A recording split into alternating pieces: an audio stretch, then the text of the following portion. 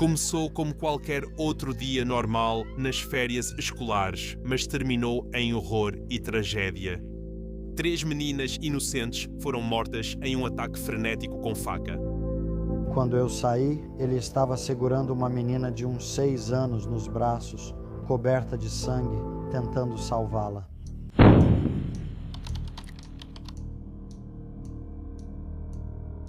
Baby King, de 6 anos, era filha de Lauren e Ben King.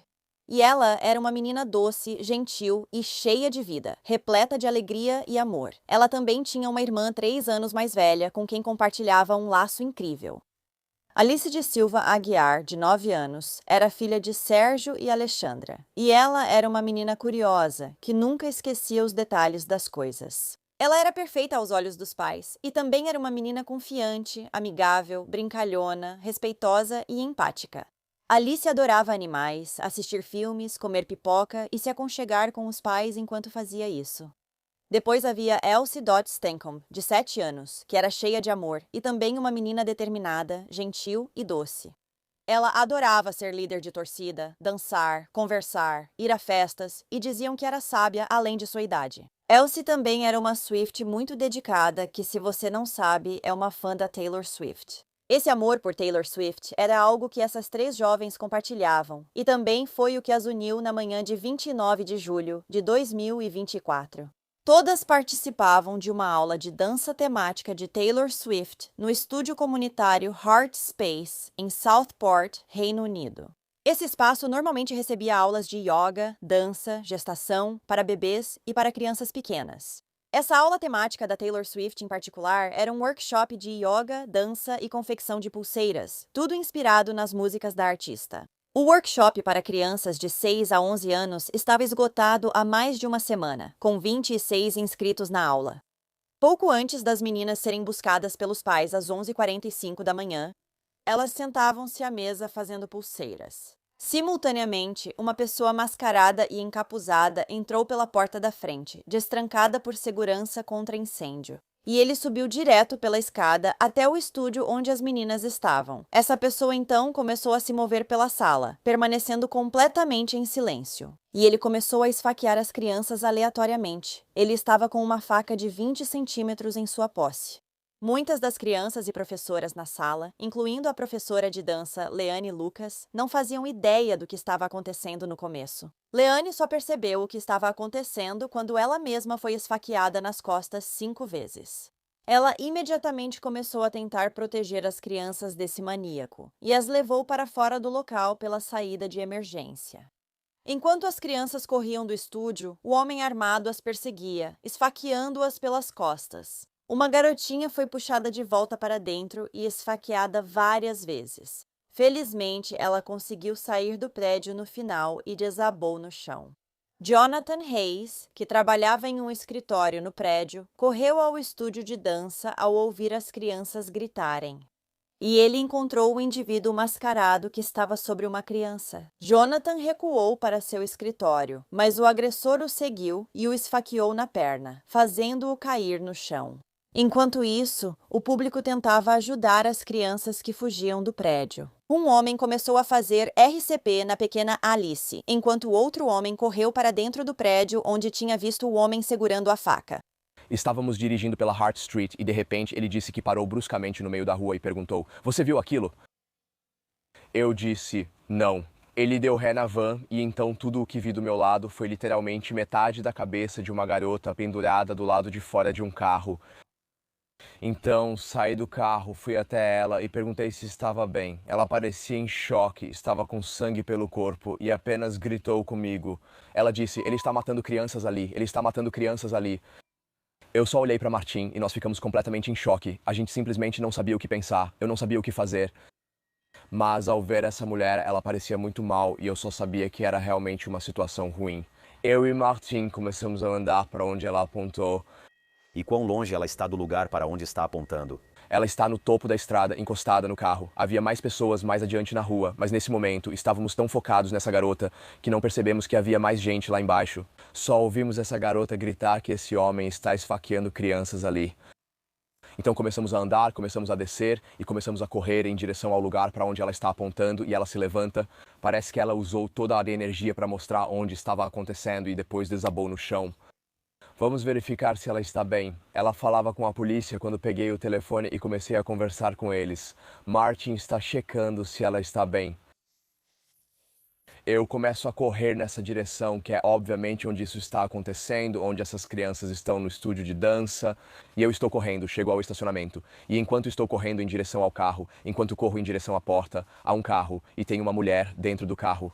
E ela está buzinando e gritando para eu ir até lá, então eu corro direto para o carro. É só uma mulher de meia idade com um dos filhos machucado que está no banco do passageiro. Atrás havia 4 ou 5 crianças a mais no banco de trás, todas cobertas de sangue. Parecia uma cena de filme de desastre, sinceramente. E ela apenas olhou para mim, a mulher, e disse: "Sinceramente, querido, eu só quero ter certeza de que essas crianças estão seguras. Eu só vou estacionar na estrada. Por favor, você pode tirar essa menina daqui?" Eu abro pelo lado do motorista. Atrás do banco do motorista, abro a porta e, sinceramente, tem essa garota. Isso provavelmente vai ficar comigo pela vida toda, pelo resto da minha vida, e ela estava completamente fora de si. Eu não consigo explicar para você o quão horrível foi o que eu vi, mas no momento eu nem sabia o que fazer. Eu não sabia o que pensar. Eu só queria tirá-la do carro e levá-la a um lugar seguro. Tirei a garota do carro, corri para a estrada e fiquei lá. Porque estávamos lá no início, sabe? Tinham poucas pessoas. E o principal naquele momento era que ainda tinha mais. Isso realmente estava acontecendo. E tem pessoas lá dentro porque é de lá que elas vieram, é de lá que elas estavam. Primeiro, eu só queria tirá-la do carro e levá-la para um lugar seguro, mas nem sabia se isso existia ou onde seria. A polícia foi contatada pela instrutora de dança, Leanne, às 11h47, apenas 2 minutos depois que o ataque começou. Os policiais chegaram ao local 10 minutos depois. Entraram no estúdio com arma de choque e encontraram o agressor sobre o corpo de Bibi. Ele ainda estava segurando a faca, e quando foi ordenado que largasse a arma, ele obedeceu e foi então preso. A polícia achou a outra instrutora, Heidi Little, escondida com uma das meninas no banheiro. Nossos serviços de emergência declararam rapidamente um incidente grave e acionaram 13 ambulâncias, o corpo de bombeiros e 3 ambulâncias aéreas. Tanto Bibi King, de 6 anos, que tinha 122 ferimentos de faca, quanto Elsie Dot Stancomb, de 7 anos, que tinha 85 ferimentos de faca, foram declaradas mortas no local. Outras 9 crianças, incluindo Alice de Silver Aguar, de 9 anos, além de 2 outros adultos, foram levados ao hospital, todos em estado crítico. A pequena Alice faleceu no dia seguinte, com múltiplos ferimentos de faca e uma grave lesão na cabeça. Antes mesmo de a polícia revelar publicamente a identidade do agressor, informações falsas sobre o suspeito já circulavam online. As pessoas tinham a impressão de que o monstro que havia esfaqueado todas essas crianças e 2 adultos era um imigrante e solicitante de asilo, e logo começaram a protestar. Muitos estavam revoltados porque as autoridades não fizeram o suficiente para proteger as crianças desse ataque brutal antes que ocorresse. Alguns protestos rapidamente ficaram violentos, com pessoas gritando "Queremos nosso país de volta" e vandalizando uma mesquita. O motivo pelo qual a identidade do assassino não foi revelada publicamente imediatamente foi porque ele tinha menos de 18 anos e, portanto, sua identidade era protegida pelos tribunais. No entanto, isso acabou sendo revertido apenas 5 dias após o ataque e seu nome foi divulgado ao público. E esse nome era Axel Rudukabana, e ele tinha apenas 17 anos, mas ele não era um solicitante de asilo. Na verdade, ele nasceu no país de Gales, filho de pais ruandeses que imigraram para o Reino Unido em busca de asilo devido ao genocídio em Ruanda. Na manhã do ataque, pouco antes das 11h45, Axel foi visto chegando ao Heart Space de táxi, que ele havia reservado usando o nome falso de Simon. Ele saiu do veículo sem pagar a corrida, caminhou um pouco e então entrou no prédio. Número 34 fora. Eu sempre pago seus carros, amigo. Uma semana atrás, aquele homem.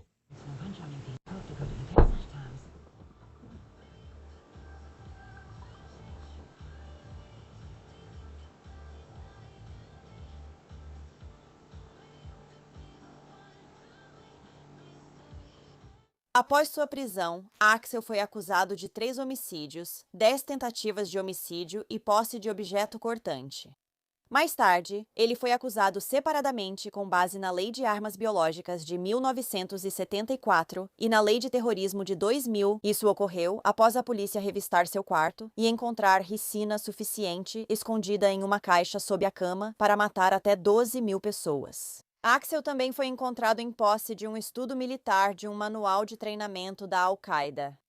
Quando a polícia revistou seu laptop, descobriu que Axel tinha uma obsessão por limpeza étnica. Ele também havia feito pesquisas sobre temas como guerra, Alemanha nazista, violência em torno do budismo no Sri Lanka, limpeza de clãs na Somália, genocídio em Ruanda, vítimas de tortura, relatos de decapitação e desenhos animados retratando violência gráfica. Foi dito também que ele odiava profundamente todas as pessoas brancas e achava que elas deveriam morrer. Pouco depois de sua prisão, o maníaco se gabou do que havia feito com aquelas pobres crianças inocentes, dizendo: "Estou tão feliz que aquelas crianças estão mortas. Isso me faz feliz." Ele também disse à polícia: "Tão feliz, 6 anos de idade." Referindo-se a Bibi, ele também disse: "É bom que estejam mortos. Eu não me importo. Estou indiferente."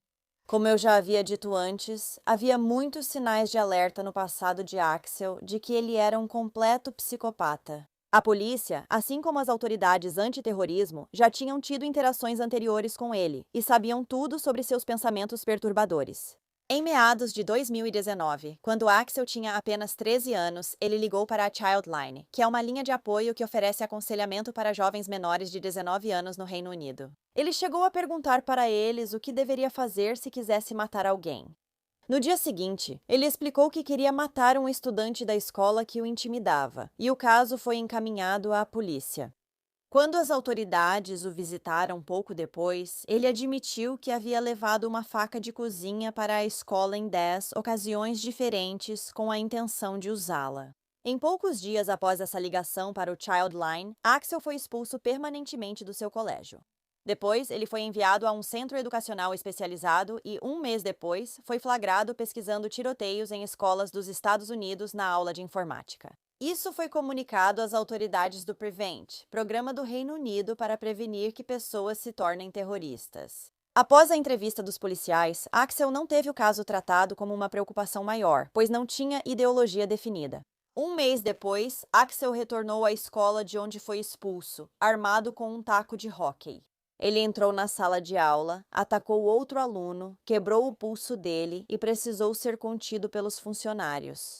A polícia depois encontrou uma faca na mochila dele e o prendeu sob suspeita de agressão, por algum motivo, ao invés de agressão e porte de objeto cortante. Axel se declarou culpado das acusações, e isso fez com que ele tivesse antecedentes criminais com apenas 13 anos de idade. Além disso, ele participou de um programa de reabilitação focado em crimes com faca e conduta infracional, que ele concluiu em 2021. Axel também foi diagnosticado com autismo em fevereiro de 2021.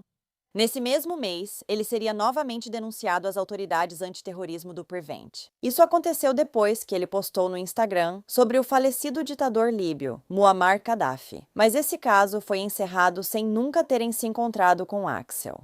2 meses depois disso, Axel foi novamente encaminhado ao Prevent, quando sua professora percebeu que ele estava pesquisando sobre o ataque à Ponte de Londres em 2017. E mais uma vez, ele não recebeu visita das autoridades nem houve outras medidas.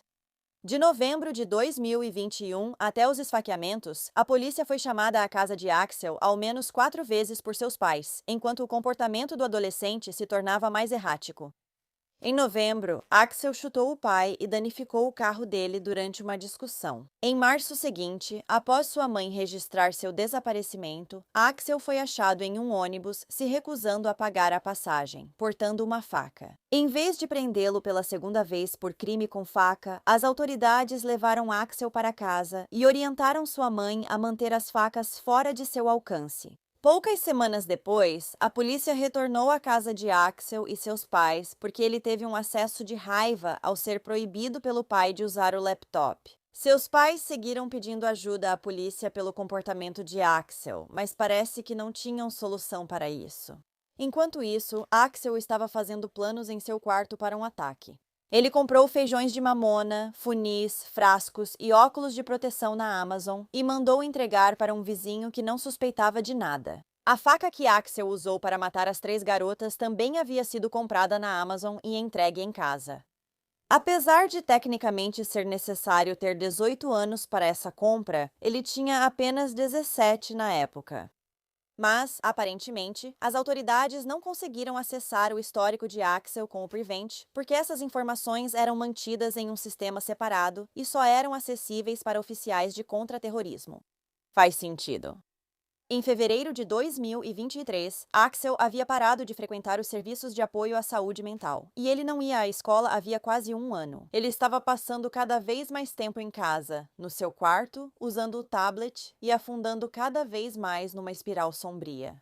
Apenas uma semana antes de ter esfaqueado Bibi, Elsie e Alice até a morte, em 22 de julho, Axel havia chamado um táxi, usando um pseudônimo para levá-lo até sua antiga escola, a Range High School.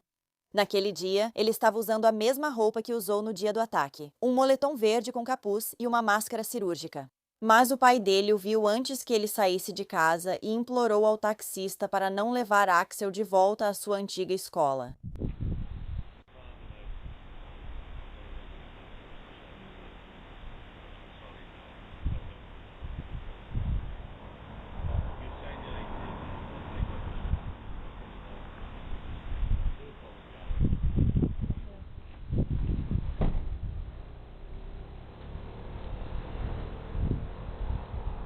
No final, Axel voltou para dentro de casa e não entrou no táxi. Se o pai dele não o tivesse impedido, provavelmente ele teria atacado os alunos daquela escola. Então, Axel claramente nunca escondeu suas obsessões sombrias do mundo, e várias pessoas pareciam estar preocupadas com ele também, inclusive seus colegas de classe. Mas ou nunca o levaram a sério, ou ninguém, incluindo as autoridades, sabia exatamente o que fazer com ele. Embora você possa pensar que, com o quanto os pais de Axel estavam preocupados, sabe, já que eles chamaram a polícia várias vezes pedindo ajuda, eles teriam monitorado o que estava acontecendo com ele dentro do quarto um pouco melhor. Após sua prisão, uma revisão de emergência concluiu que o Prevent seguiu os procedimentos corretos na época. Um julgamento estava marcado para começar para Axel em janeiro de 2025, mas, pouco antes de começar, ele se declarou culpado de todas as 16 acusações. No início da audiência de sua sentença, Axel pediu atendimento médico em voz alta 2 vezes, dizendo que estava com dores no peito. Mas o juiz disse para ele parar ou seria retirado da sala do tribunal. Axel então foi condenado à prisão perpétua com um mínimo de 52 anos. Aparentemente, se ele tivesse 18 anos na época, e ele estava a apenas alguns dias desse aniversário, vale lembrar, teria recebido uma sentença de prisão perpétua sem possibilidade de liberdade condicional. Embora o juiz tenha dito que é provável que ele nunca seja libertado, e eu realmente espero que não, porque isso nem deveria ser uma possibilidade. Ele claramente faria algo assim de novo. No tribunal, uma das garotas que foi esfaqueada por Axel, mas acabou sobrevivendo, falou e disse que naquele dia ela sabia que estava correndo pela própria vida. Ela se lembra de empurrar fisicamente as amigas que ainda conseguiam correr enquanto fugiam escada abaixo. Axel estava logo atrás delas. Ela diria no tribunal ao homem que tentou matá-la: "Eu sabia pelo seu olhar que você queria tentar matar todas nós." Outra criança que sobreviveu naquele dia havia sido esfaqueada 30 vezes. Ela foi levada de helicóptero para um hospital, onde os médicos a operaram por 6 horas, tentando salvar o uso da mão, dos dedos e do braço dela. Essa menininha também viu 2 das meninas morrerem. Em certo momento da recuperação, ela chegou a dizer aos pais que nem sabia mais quem ela era. No entanto, a menininha feliz que ela era começou a voltar 6 meses depois, e a mãe dela disse que Axel tinha falhado completamente em destruir o espírito dela. Uma vigília foi realizada para Bibi, Elsie e Alice do lado de fora do Atkinson, na East Bank Square, na noite de 30 de julho de 2024, com milhares de pessoas presentes. Flores e bilhetes escritos à mão foram deixados lá, assim como perto do local do ataque. Taylor Swift também se pronunciou após o ataque, dizendo: "O horror do ataque de ontem em Southport não sai da minha cabeça e estou completamente em choque." Eram só crianças em uma aula de dança. Estou sem palavras para expressar minhas condolências a essas famílias. Taylor depois recebeu as famílias das vítimas no camarim de seus shows da turnê Errors, no estádio de Wembley, em Londres. Menos de um dia após o incidente, fãs da estrela pop criaram a página Swifties for Southport no Just Giving e arrecadaram mais de 300 mil libras para a Alder Hey Children's Charity. Páginas de arrecadação também foram criadas para apoiar as famílias das vítimas, que arrecadaram um total combinado de mais de 200 mil. Uma celebração da vida foi realizada para Alice de Silva Aguilar, de 9 anos, em 6 de agosto de 2024. Durante a homenagem à filha, os pais de Alice disseram: "Continue sorrindo e dançando como você tanto gostava, nossa princesa. Como já dissemos, você sempre será nossa princesa, e nada mudará isso." O funeral de Alice ocorreu uma semana depois, em 11 de agosto, na Igreja Católica de São Patrício, em Southport. Fora da igreja lotada, muitos enlutados acompanharam a cerimônia transmitida por alto-falantes. Durante a cerimônia, seu pai, Sérgio, e sua mãe, Alexandra, disseram: "Alice era nossa filha dos sonhos, perfeita. Tudo foi maravilhoso desde que você chegou." A homenagem deles continuou: "Uma boa menina, com valores fortes e natureza gentil, amante dos animais e uma ambientalista em formação. Sua confiança e empatia mudaram nosso mundo. Brincalhona, enérgica, amigável e respeitosa. Ela era a pacificadora do parquinho. Não gritar era uma regra da casa que você aplicava. Uma grande tarefa para uma menina pequena, especialmente em uma casa portuguesa. Você se foi cedo demais e sempre nos perguntamos por quê? Por que aqui? Por que nós? Por que você? Nós nos perguntamos se você alguma vez pensou em nós, se chamou por nós. Nos perguntamos se você sentiu alguma dor. Esperamos que não, minha querida. Por enquanto, nosso anjo, continue dançando. Mamãe e papai sempre vão te amar." Uma professora da Alice também nomeou seu bebê de Alice recentemente. O funeral de B.B. King, de 6 anos, ocorreu de forma privada em Southport em 17 de agosto, e a família pediu que outros acendessem uma vela em sua memória. Uma declaração dos pais dizia: "Nossa querida Bibi, de apenas 6 anos, era cheia de alegria, luz e amor, e sempre ficará em nossos corações como a doce, gentil e vibrante menina que adoramos." Disseram ainda: "Nossos corações estão despedaçados, mas nos conforta saber que Bibi foi muito amada por todos que a conheceram. Ela sempre será nossa estrela e estará conosco em tudo." A irmã de Bibi, de 9 anos, também estava no estúdio e presenciou o ataque, mas conseguiu escapar. O funeral de Elsie Stancombe, de 7 anos, foi em 23 de agosto na igreja de São João, Birkdale. A família pediu que usassem roupas coloridas. Para o dia especial de Elsie, eles disseram que iriam celebrar a vida de sua menina incrível com positividade, esperança e amor. O caixão dela, com um bichinho de pelúcia azul, foi levado sobre um tapete rosa enquanto as líderes de torcida do Vortex Cheer faziam guarda de honra. A música Love Story, de Taylor Swift, uma das favoritas dela, foi apresentada no final da cerimônia, que também contou com a presença do cachorro da família, Bob.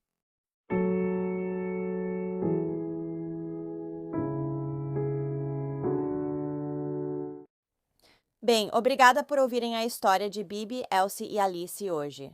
Esse assassino é um verdadeiro monstro e deveria ter sido detido antes daquele dia em julho. Axel já tinha deixado bem claro o quanto ele era perturbado, mas nada do que ele fez foi levado a sério o suficiente. Até que já era tarde demais. E não só essas 3 menininhas inocentes perderam suas vidas desnecessariamente, mas outras crianças e adultos ficaram permanentemente marcados, tanto mental quanto fisicamente, pelas ações dele naquele dia. O que você acha desse caso? Relato do policial que encontrou o corpo da estudante de enfermagem Laken Riley. Eu encontrei. Senhora. Eu nem senti falta de ar imediatamente. Laken Hope Riley nasceu em 10 de janeiro de 2002 em Marietta, Geórgia, filha de sua mãe, Alison Phillips, e de seu pai, Jason Riley. Ela tinha 2 irmãs e um irmão, e diziam que era uma filha, irmã, amiga incrível e, no geral, uma pessoa muito carinhosa e extraordinária.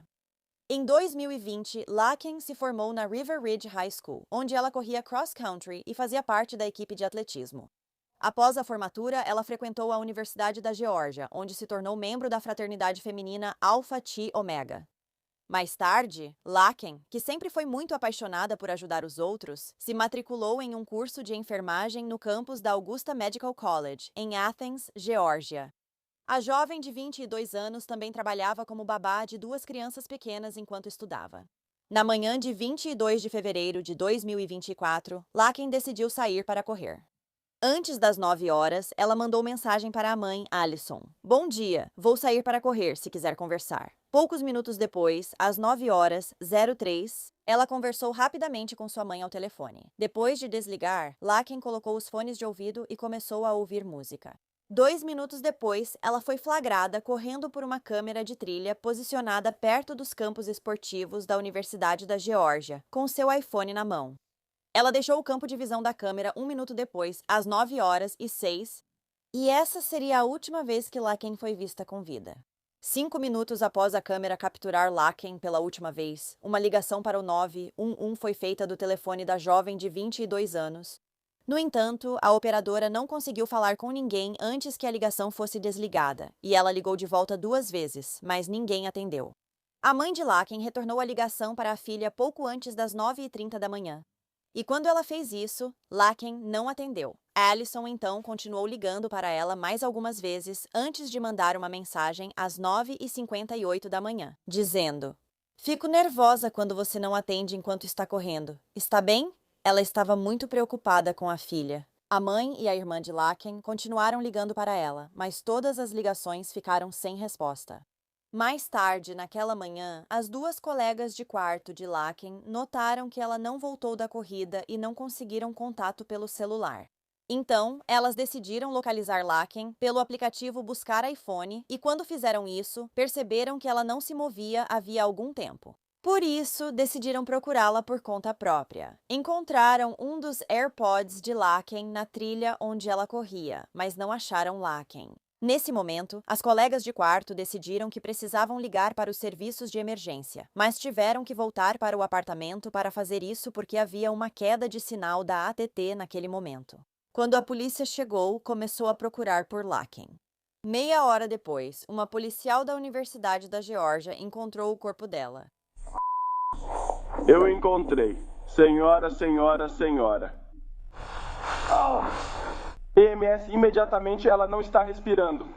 Foi encontrado a 20 metros da trilha no Parque Florestal de Oconee, atrás do Lago Herrick, e a cabeça dela havia sido esmagada. A morte de Laken foi causada por traumatismo por objeto contundente e asfixia.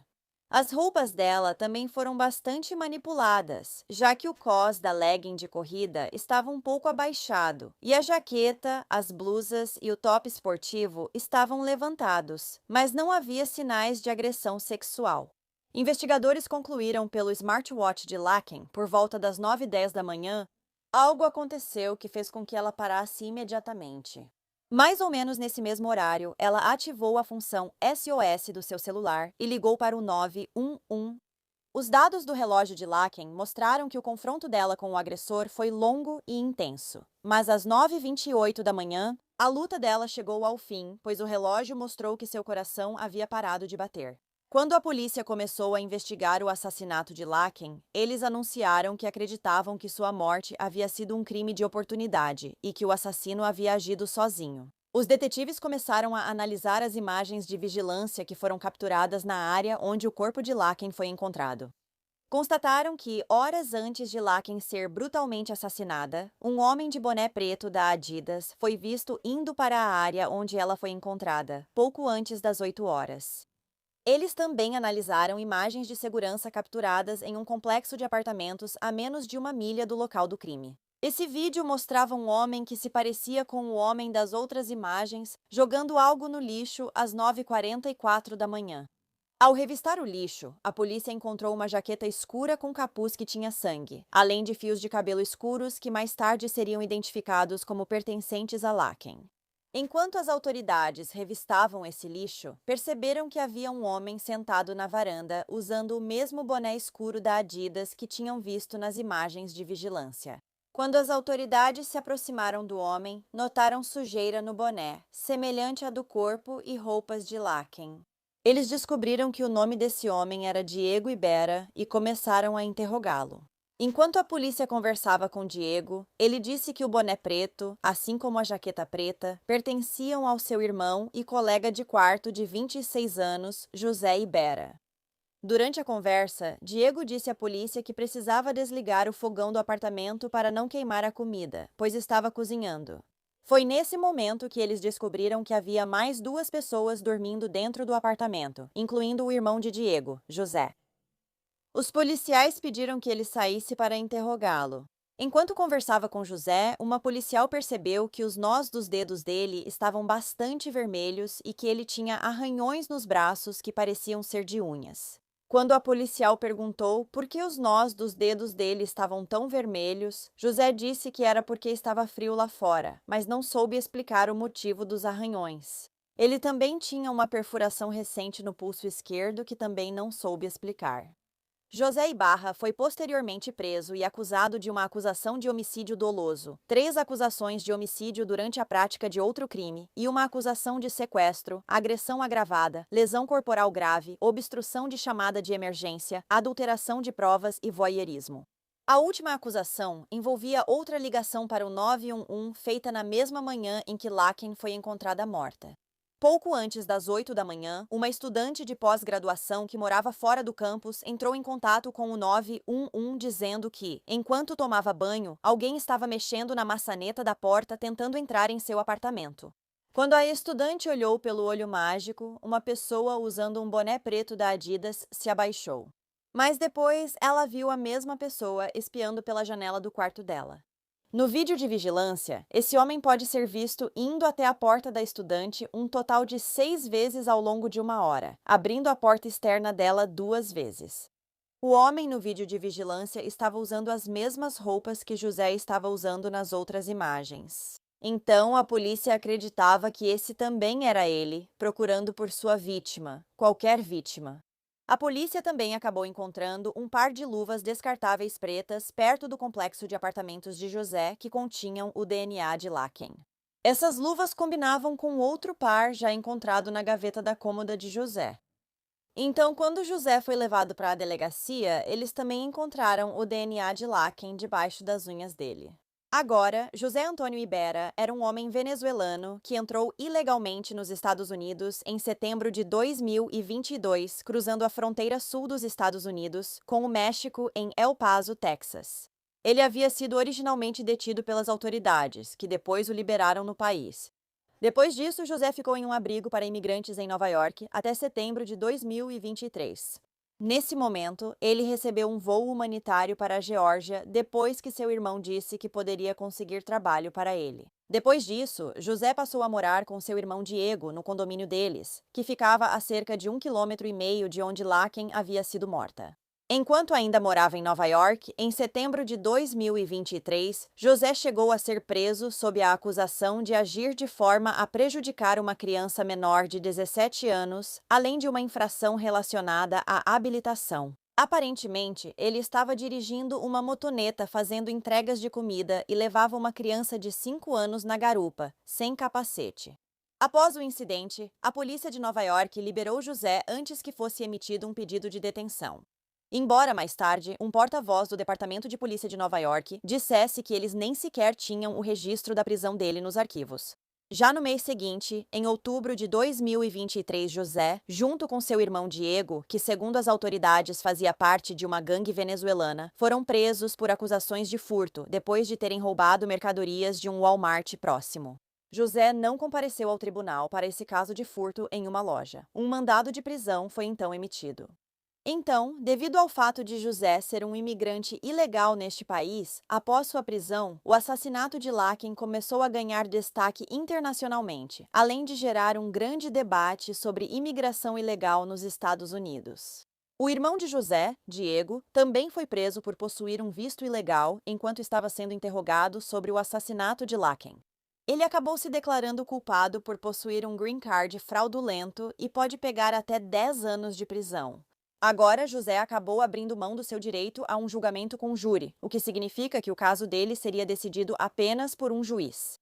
Os promotores disseram que José saiu para caçar mulheres naquela manhã de fevereiro e que ele matou Laken esmagando repetidamente a cabeça dela com uma pedra, depois que ela lutou contra ele e se recusou a ser sua vítima de estupro.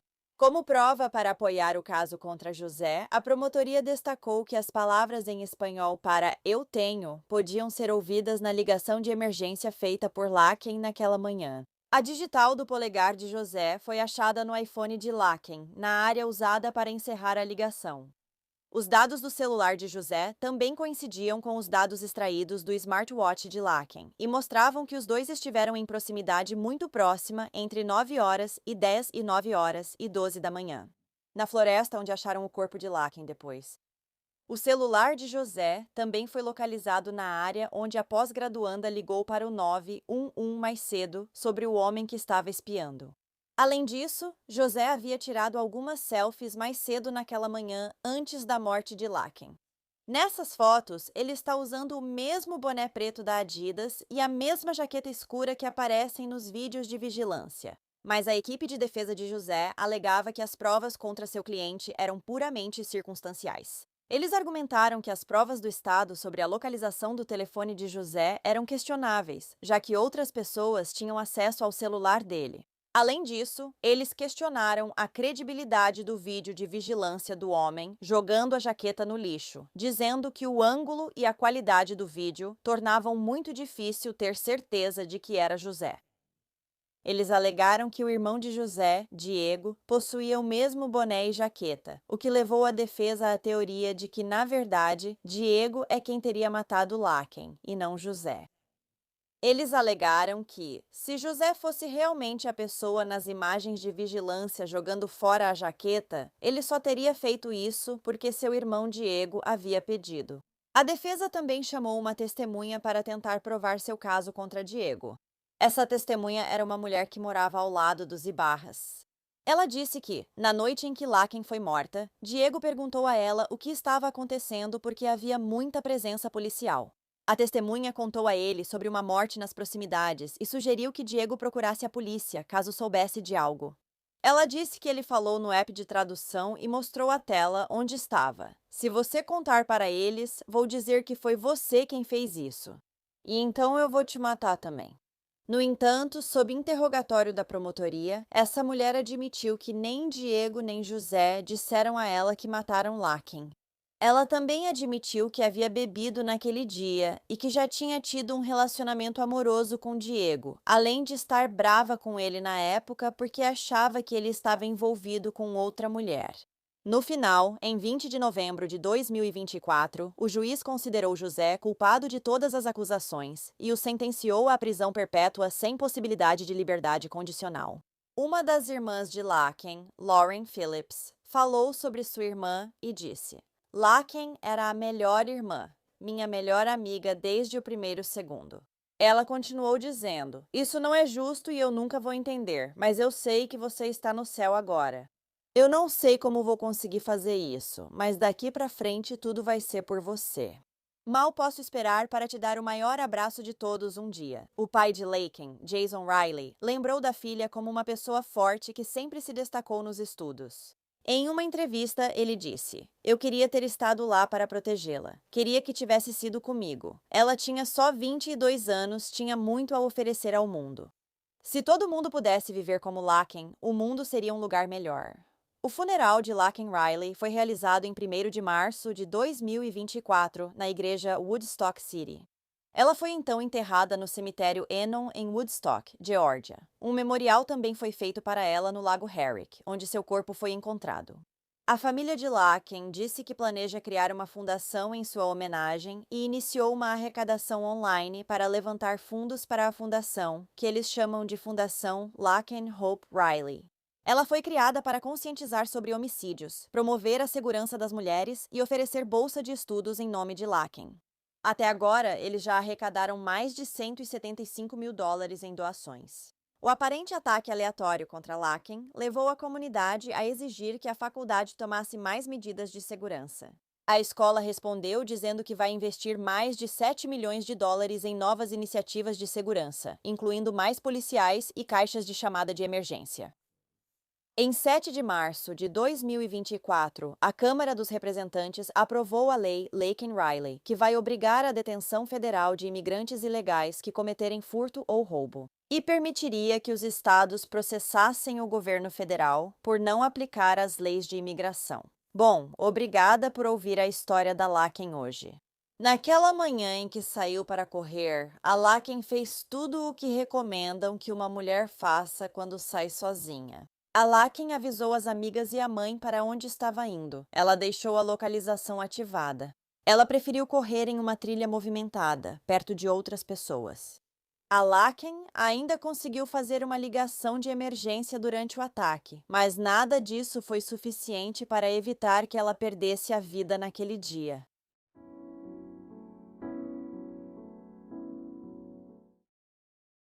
Sou tão grata pelo ar, pela vida, pelos batimentos do coração dela. É que a gente só dá valor a essas coisas quando quase as perde.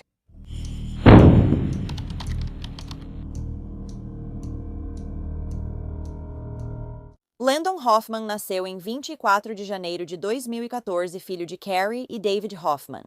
Landon também tem um irmão gêmeo e uma irmã. Ele é um menino feliz, amigável e doce, que adora hóquei, futebol e a escola.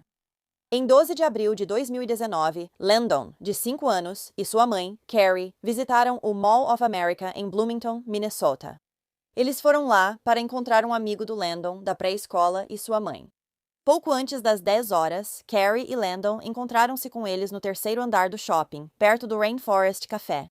Enquanto as mães conversavam, os meninos observavam o jacaré robótico em frente ao Rainforest Café, quando, de repente, um homem se aproximou e sussurrou para eles. Carrie achou estranho, mas supôs que o homem trabalhava no restaurante e perguntou se ele ligaria o jacaré. O homem disse que não e deu um sorriso meio estranho. Então Carrie, sem saber o que ele queria, perguntou se ele queria que os meninos não ficassem nas pedras em frente ao restaurante. O homem respondeu, não, está tudo bem, está tudo bem. E antes que Carrie tivesse a chance de perguntar qualquer outra coisa, de repente, esse homem agarrou Landon, correu e o jogou por cima do corrimão da varanda do terceiro andar do shopping. Era mais de 12 metros acima do chão. Carrie gritou, não, ao ver esse homem estranho levantar seu filho por cima do corrimão e jogá-lo, mas já era tarde demais. Landon já estava no ar e além da varanda. Em questão de segundos, Carrie começou a correr em direção às escadas rolantes e desceu correndo até onde seu filho estava deitado. Enquanto fazia isso, ela gritava, não, Landon não vai morrer. Ela afirma que mal se lembra do que fez, pois estava em completo pânico.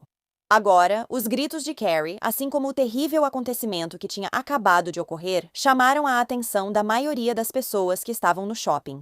Isso incluía 2 enfermeiras pediátricas que, por acaso, estavam fazendo compras naquele dia. Essas enfermeiras conseguiram ajudar na reanimação cardiopulmonar enquanto uma multidão rapidamente se formava ao redor do corpo de Landon. O 911 já tinha sido chamado, mas ninguém sabia o que fazer enquanto todos aguardavam os socorristas. Mas Carrie apenas pediu que todos orassem por seu filho, porque Landon ainda tinha batimentos cardíacos e estava respirando. Felizmente, os socorristas chegaram rápido, pois Landon tinha múltiplos ferimentos com risco de vida. Paramédicos fizeram RCP no local e depois o levaram rapidamente ao hospital. Carrie disse que entrou na ambulância com seu filho e, logo antes de as portas se fecharem, por um segundo, ela disse que ele abriu os olhos. O homem que jogou Landon pela grade do terceiro andar se chamava Emmanuel Deschon Aranda. E depois de ter jogado o garotinho do terceiro andar, Emmanuel tentou fugir do local, mas uma pessoa que estava lá correu atrás dele e tentou detê-lo. Mas Emmanuel agarrou essa pessoa, a jogou contra a parede e então conseguiu continuar fugindo. Emmanuel seria capturado pouco depois pela polícia e colocado sob custódia. Eles o pegaram enquanto ele tentava embarcar em um VLT. Emmanuel foi acusado de tentativa de homicídio premeditado em primeiro grau e teve fiança fixada em $2 milhões. Ao ser preso, Emmanuel disse à polícia que sabia que o que fez era errado, mas naquele dia foi ao shopping procurando alguém para matar. Ao longo dos anos, Emmanuel teve suas investidas rejeitadas várias vezes por diferentes mulheres que trabalhavam no shopping. E depois de todas essas rejeições, Emmanuel ficou extremamente agressivo e decidiu descontar sua raiva. Emmanuel contou à polícia que pretendia matar um adulto no shopping naquele dia porque, segundo ele, eles ficam perto do corrimão. Mas quando viu Landon, ele mudou de ideia por algum motivo e decidiu que esse seria seu novo alvo. A questão é que Emanuel já havia sido banido do Mall of America em 2 ocasiões anteriores, mas sua proibição mais recente havia expirado nas últimas semanas. O motivo dessas proibições era porque Emanuel tinha um histórico de comportamento agressivo enquanto estava no Mall of America, que já durava alguns anos. Em julho de 2015, ele foi preso por jogar coisas da varanda superior. E quando a polícia chegou no momento desse incidente, Emanuel inicialmente resistiu à prisão. Depois, ele foi condenado por agressão de 5º grau e por obstrução do trabalho policial. Mais tarde, no mesmo ano, Emanuel foi acusado de jogar copos em um restaurante no shopping. O incidente ocorreu quando Emanuel abordou uma mulher que aguardava à mesa e, de forma estranha, pediu que ela comprasse algo para ele. Quando ela recusou, é claro, porque não conhecia esse homem, Emanuel supostamente jogou um copo de água no rosto dela e depois jogou um copo de chá, que acertou a perna dela. Na época, ele foi expulso do shopping e notificado sobre a proibição de entrada. Após o incidente, declarou-se culpado novamente por agressão de 5º grau.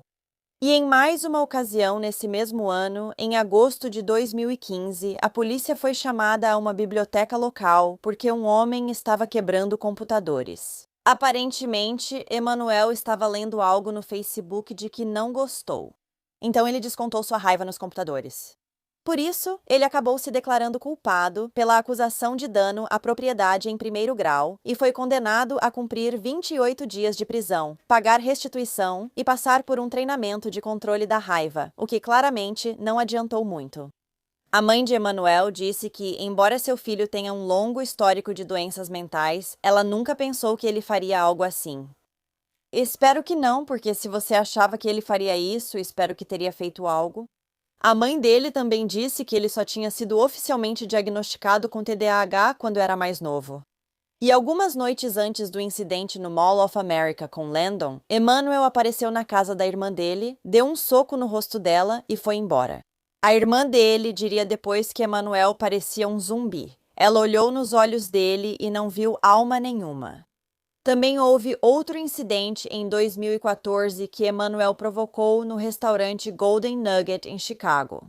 Emanuel foi ao restaurante num domingo tomar café da manhã quando um cliente que estava sentado perto dele no balcão começou a falar em espanhol com uma garçonete, pedindo para trocar de lugar porque disse que Emanuel tinha um cheiro horrível. Tão horrível, na verdade, que ele nem conseguiu terminar o próprio café da manhã. Que nojo.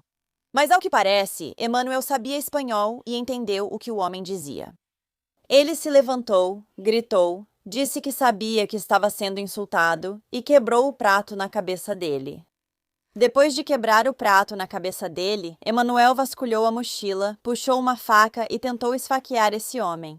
O outro homem, felizmente, conseguiu desviar do ataque com a faca.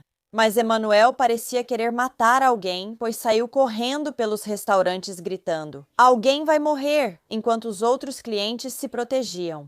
A polícia foi chamada ao local e Emanuel foi preso e acusado de agressão, agressão agravada, furto e lesão corporal. No final, ele se declarou culpado e foi condenado apenas a 18 meses de supervisão judicial, nem sequer prisão. Agora, quanto a Landon, ele foi levado para o hospital infantil em Minneapolis. Ele tinha vários ferimentos muito graves, incluindo ossos quebrados por todo o corpo e uma hemorragia cerebral. Ao chegar ao hospital, Landon foi levado rapidamente para uma cirurgia de emergência por traumatismo craniano. Muitos parentes de Landon se reuniram na sala de espera enquanto o menino ainda estava na cirurgia, aguardando notícias sobre sua sobrevivência. Eles esperaram e esperaram, até que finalmente um médico saiu e disse a eles que Landon ficaria bem. Ossos podem se curar, pensou Carrie, mas quando ela ouviu que o cérebro dele estava bem, ela soltou um grande suspiro de alívio. Após a cirurgia de Landon e sua ida à recuperação, Carrie sentou-se ao lado dele e disse que ouvir sua respiração com as máquinas apitando era o melhor som que já ouvira, pois significava que seu filho estava vivo. Mesmo Landon tendo sobrevivido, ele ainda tinha ferimentos extensos que levariam bastante tempo para cicatrizar.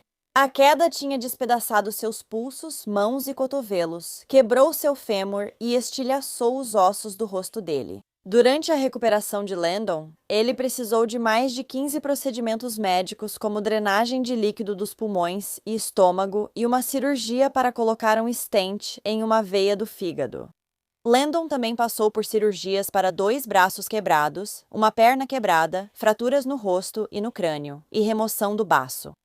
Criaram uma vaquinha online para ajudar a família de Landon a custear tratamentos médicos anteriores e contínuos após o incidente. E a página tinha uma meta de $500 mil, mas eles acabaram arrecadando mais de 1 milhão, o que é bom porque, aparentemente, as contas médicas de Landon totalizaram mais de $1 milhão no final. A família, então, deu uma atualização em 24 de maio de 2019, dizendo que Landon estava sofrendo complicações devido aos ferimentos. No entanto, elas não eram fatais, mas ele ainda tinha um longo caminho pela frente. Após 4 longos meses, Landon finalmente recebeu alta do hospital. Todos os ossos dele haviam se curado. No entanto, ele teve uma lesão no lobo frontal, o que fez com que ele deixasse de ser uma criança quieta e tímida para se tornar mais barulhento e impulsivo. Mas Landon, que amava a escola, saiu do hospital apenas 5 dias antes de começar o jardim de infância, então ele conseguiu ir ao seu primeiro dia de aula. Agora, Landon não se recorda do dia do incidente nem das partes difíceis da recuperação.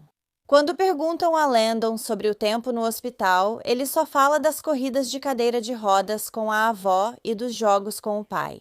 Landon diz que só se sente normal. O que você diz aos seus amigos quando perguntam o que houve com você? Eu conto pra eles que fui eu quem foi jogada. E eles dizem, sério? Então eu mostro para eles as marcas no meu corpo. E aí eles acreditam. E às vezes, algumas pessoas não acreditam, mas eu não me importo se acreditam ou não. Eu não me importo porque muitas pessoas se importam comigo e eu com elas. Você está fazendo a dança do Landon, sim. Embora estar no hospital tenha sido difícil, Landon também tem muitas lembranças felizes de lá. O que você lembra sobre o hospital? Eles não tinham picolés. Em cada etapa, Landon estava determinada a melhorar. E você acha que ele vai ter uma vida completamente normal agora? Eu acho que ele pode ter a vida que quiser ter, sim. Em maio de 2019, Emmanuel Deschamps Aranda fez um acordo judicial e se declarou culpado de tentativa de homicídio premeditado. Havia sido acrescentado um agravante à acusação que poderia ter significado mais 1 ano de prisão, então não era muita coisa. O histórico de saúde mental de Emmanuel não foi citado no tribunal. E quando teve a oportunidade de se dirigir à família de Landon e ao restante do tribunal, ele se recusou. Emmanuel acabou sendo condenado a 19 anos de prisão. Com bom comportamento e tempo cumprido, Emmanuel poderá pedir liberdade condicional 12 anos após sua sentença. Embora Landon e seus pais não tenham ido à audiência, fizeram uma declaração. Seu ato foi maligno e egoísta. Você escolheu ouvir o pior de si mesmo naquele dia. É aí que seu impacto sobre nós termina. Você não vai tirar mais nada de nós. Então, em dezembro de 2022, o Shopping Mall of America fez um acordo em um processo com a família Hoffman. A família alegou que a segurança do shopping deveria ter impedido Emmanuel de circular pelo shopping sem que a segurança o acompanhasse de perto. O processo alegou que o shopping e sua equipe de segurança sabiam sobre comportamentos anteriores violentos, erráticos e agressivos de Emmanuel. A família de Landon recebeu uma quantia não especificada. E o Mall of America prometeu endurecer suas políticas de invasão. Landon, que era um grande fã de hóquei, também teve a chance de conhecer seu jogador de hóquei favorito, Alex Ovechkin, do Minnesota Wild, depois de um jogo em março de 2023. O jogador de hóquei soube do trauma e das cirurgias que o garoto enfrentou nos últimos anos e quis fazer algo especial por ele. Alex e outro colega conversaram com Landon, deram autógrafos e tiraram fotos. Landon disse que foi um sonho realizado. Refletindo sobre os anos após o incidente, a mãe de Landon, Carrie, disse: "Ainda parece irreal. Estou muito feliz por estar aqui. Não temos feridos, só nos resta comemorar." Obrigada por ouvirem a história de Landon hoje. Esse garotinho teve muita sorte de ter sobrevivido a esse ato insensato de violência cometido por esse homem completamente instável. Também é assustador pensar que Emmanuel pode sair da prisão em apenas 7 anos. Se ele é capaz de fazer algo tão horrível com uma criança do nada, do que mais ele seria capaz? Ele não está recebendo nenhum tratamento de saúde mental enquanto está na prisão, então. Era treino de cricket e isso era permitido pela ordem de restrição. Era um lugar público. Eu acreditava que ele estava seguro. Foi só um pequeno treino de cricket.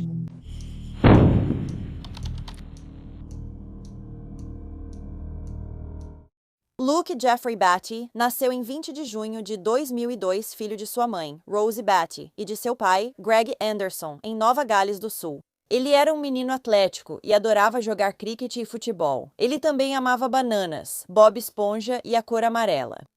Quando os pais de Luke se conheceram, ambos trabalhavam em uma empresa de recrutamento. E a mãe de Luke, Rosie, rapidamente se apaixonou pelo pai de Luke, Greg. Ela achava que ele era bonito, alto, bem vestido e articulado. O casal teve um relacionamento de idas e vindas por alguns anos, antes de se reencontrar 8 anos depois, quando as coisas ficaram mais sérias. Apenas algumas semanas depois de reatarem o relacionamento, desta vez, Rosie ficou grávida de Luke. Foi a partir desse ponto que Greg começou a apresentar um comportamento cada vez mais reservado e agressivo. Ele também às vezes falava que ouvia vozes. Mas apesar das preocupações de Rosie, ela queria que as coisas dessem certo com um homem que logo seria o pai do seu filho. Ela mesma nunca tinha planejado ter filhos. Depois de perder sua própria mãe ainda jovem, ela tinha medo de perder mais pessoas de quem gostava. Certa vez, após uma discussão, enquanto Rosie trabalhava, Greg cortou um par de chinelos que ela lhe dera. Depois, ele foi ao jardim e golpeou o banco de jardim com um machado que o casal havia reformado juntos. Quando Luke nasceu, sua mãe estava hospedada no mosteiro ortodoxo russo em Nova Gales do Sul. O pai dele, Greg, que nem estava presente no nascimento, também tinha sido banido do mosteiro depois que começou a fazer ligações abusivas para Rosie. Mas não demorou muito para que Rosie voltasse mais uma vez para Greg. E quando ela voltou, o pai demonstrou muito amor ao novo filho, cuidando dele, alimentando-o e dando banho nele. No entanto, sua raiva por Rosie ainda não podia ser contida. Enquanto a mãe de Luke se recuperava da cesariana, Greg a agrediu pela primeira vez. Ela terminou o relacionamento, mas manteve contato próximo com ele para que Luke tivesse o pai presente. Mas, aos 2 anos de idade, Luke já havia presenciado várias brigas físicas entre seus pais, incluindo uma vez em que Greg pegou um dos brinquedos de Luke e o quebrou no corrimão da escada, jogando um pedaço na direção onde Rosie estava, perto de Luke. Greg então foi até Rosie, puxou-a pelos cabelos e disse que, se ela algum dia o impedisse de ver o filho, ele a mataria junto com os animais dela. No dia seguinte, após essa declaração assustadora, Rosie foi e entrou com um pedido de ordem de restrição contra Greg. Mas como a raiva dele nunca tinha sido direcionada a Luke, ele pôde continuar vendo o filho. Eventualmente, a ordem de restrição contra Greg expirou, mas Rosie não se preocupou em renová-la, porque o comportamento intimidador dele havia parado. A mãe e o filho se mudaram para Taiabe quando Luke tinha 3 anos e meio para ficarem perto dos amigos de Rosie. Após terminar um longo relacionamento com outro homem, em 2012, quando Luke tinha 9 anos, Greg voltou à vida de Rosie tentando reatar e reunir a família. Mas quando Rosie o rejeitou, Greg perdeu o controle. Em 16 de maio de 2012, a polícia foi chamada à casa de Rosie, após ela relatar que Greg ameaçou atingi-la com um vaso na frente do filho, Luke. Ele foi preso no mesmo dia, mas devido a vários atrasos, só foi formalmente acusado em janeiro do ano seguinte, e o caso nunca chegou a ir a julgamento. Isso também resultou em uma medida protetiva por violência familiar contra Greg. O pai, que tinha pouco contato com o filho há anos, agora havia retornado à vida de Luke e Rosie e começou a travar uma batalha judicial de custódia com Rosie pelo filho deles. Enquanto isso, a saúde mental de Greg parecia piorar ainda mais. Ele vivia em seu carro há anos e fumava maconha todos os dias. Rosie tinha certeza de que Greg tinha uma doença mental, apesar de ele nunca ter sido diagnosticado oficialmente. De acordo com ela, o comportamento delirante e a paranoia dele sabotaram todos os relacionamentos que ele teve. A vida de Greg desmoronava e Rosie achava que Luke era o único aspecto positivo para ele. Então ela continuou permitindo que ele visse o filho, já que ele sempre foi um bom pai para Luke e nunca sequer havia levantado a voz para o menino. Então, em 3 de janeiro de 2013, Greg invadiu o apartamento de Rosie. Ele a perseguiu, agrediu e depois ameaçou matá-la. Ele foi preso e, quando recebeu fiança, foi sob condições rigorosas, incluindo a proibição de entrar no subúrbio de Tayab, onde Luke estava frequentando o treino de futebol.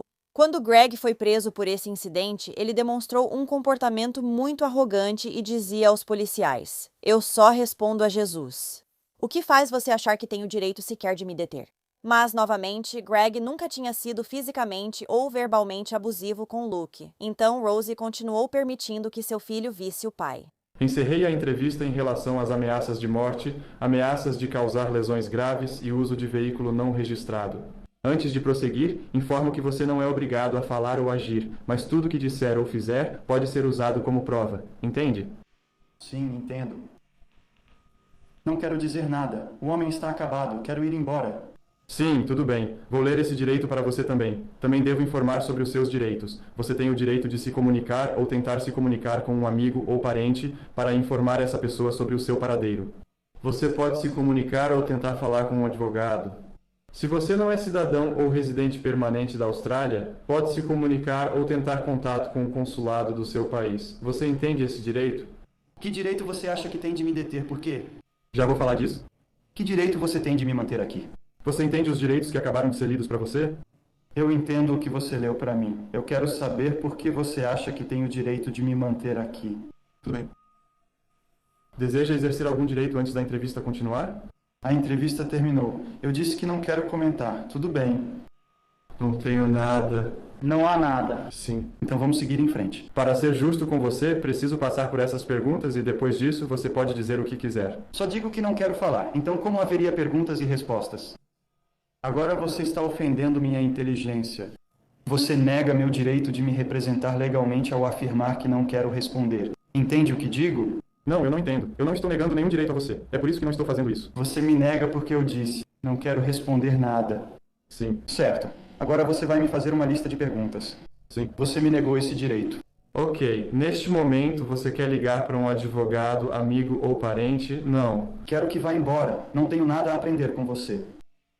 Você já me prendeu antes. Isso já foi ao tribunal e você não tinha provas. Agora a mesma pessoa está mentindo de novo. Sim. Tudo bem, vamos voltar. Qual sua idade e data de nascimento? Você já sabia disso, está na minha carteira de motorista. Você continua me perguntando. Disse que não faria perguntas e você segue tranquilo comigo. Você novamente não exerceu o direito que pediu no começo que eu poderia ter. Você está negando meu direito ao me interrogar. Mão para cima, policial. Tudo certo. Em nome de Jesus Cristo você está. Se eu salvasse o evento do dia 3 de novembro de 1959, você concordaria? A alegação é que por volta das 13h44 do dia 3 de janeiro de 2013...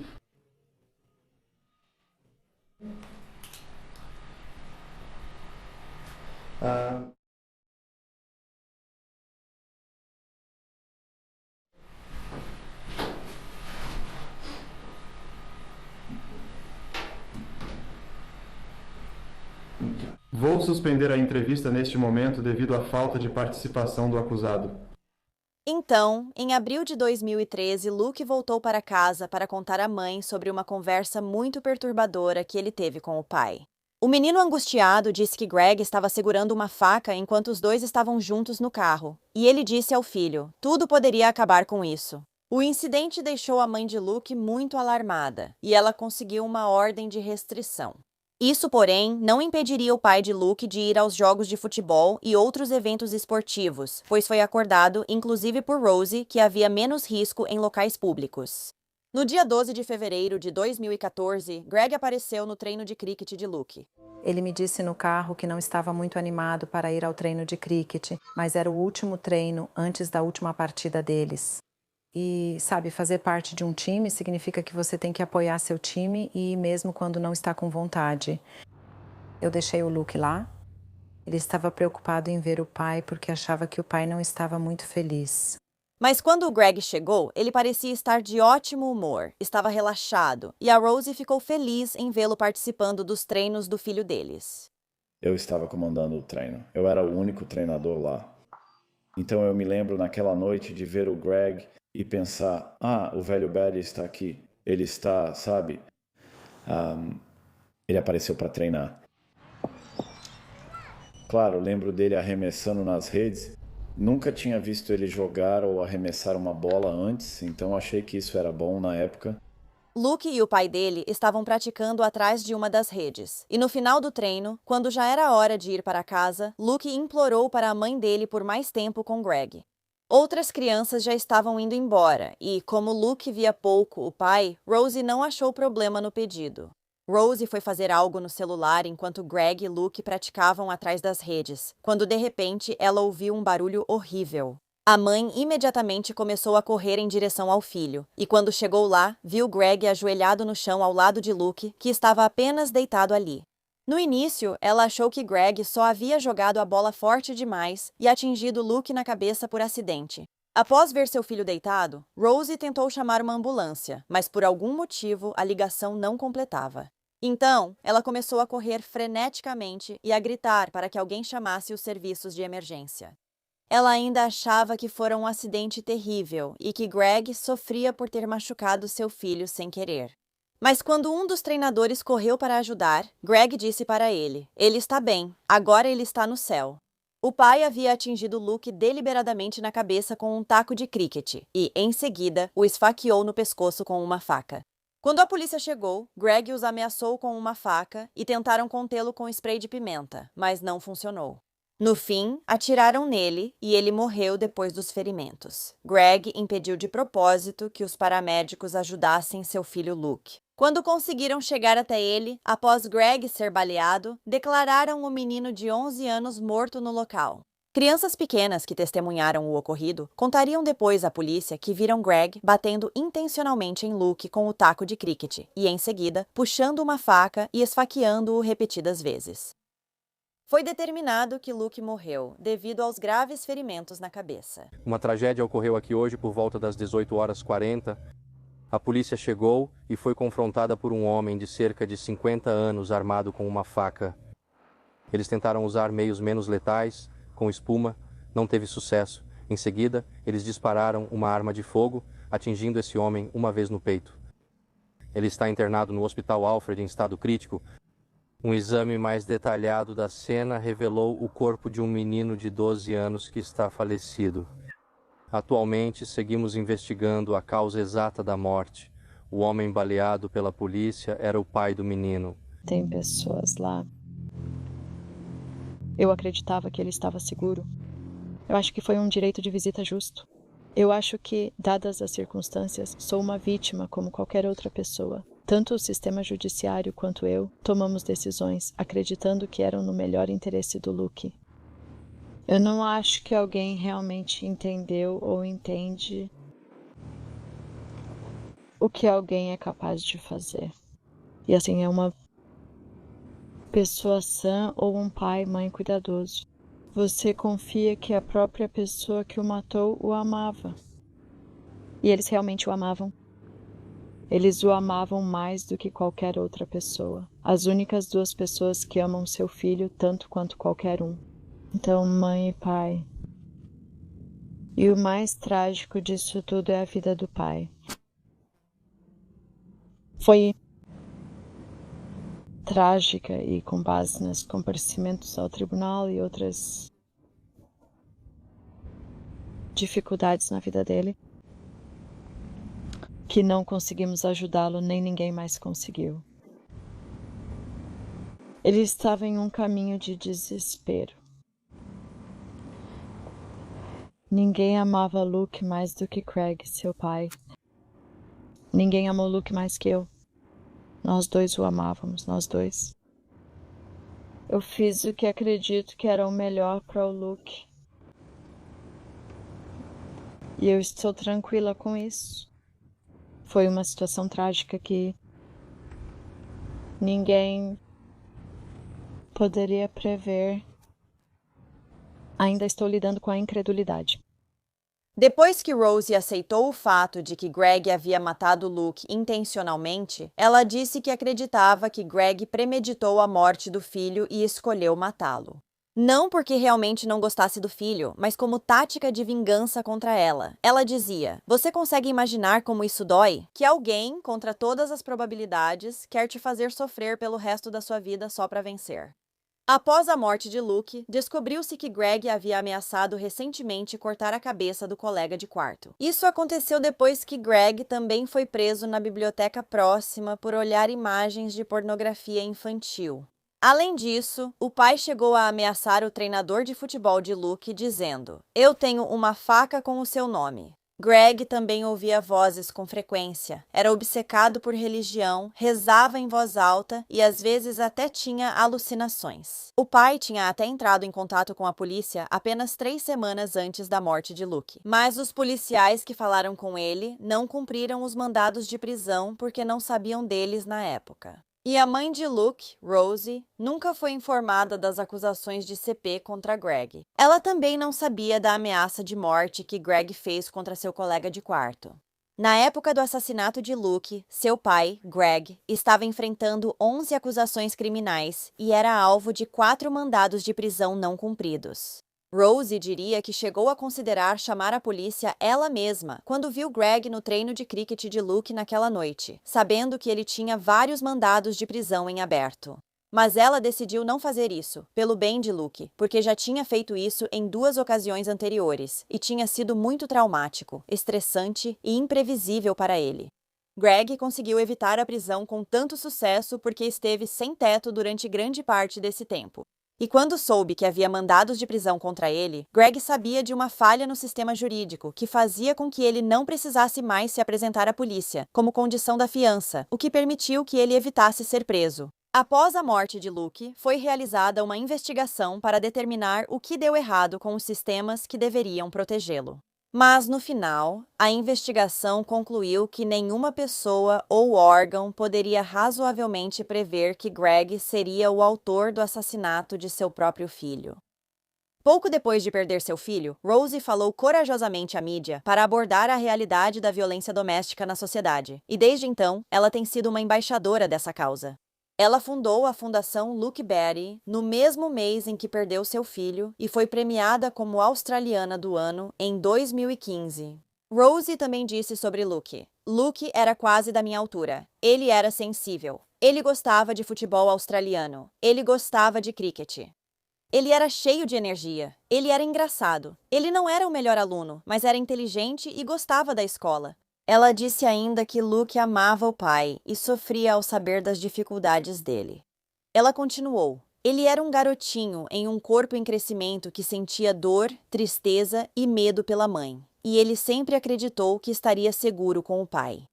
Centenas de pessoas participaram de uma vigília à luz de velas na noite de 13 de fevereiro de 2014, no campo esportivo onde Luke morreu. O funeral de Luke Batty foi realizado em 20 de fevereiro de 2014. Centenas de familiares, amigos e colegas de escola compareceram ao Flinders Christian Community College para prestar homenagens.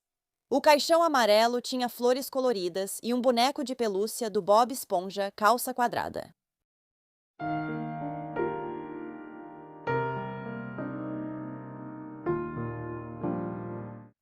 Bem, obrigada por ouvirem a história do Luke hoje. Eu acho muito difícil acreditar que os sistemas não poderiam ter feito mais para proteger o Luke do pai dele. Só porque ele nunca demonstrou raiva ou agressividade em relação ao Luke, não significa que ele deveria estar perto dele. Ele era delirante, já tinha ameaçado a vida de várias pessoas, e a polícia até sabia que ele estava vendo imagens inapropriadas de crianças, mas não fizeram nada.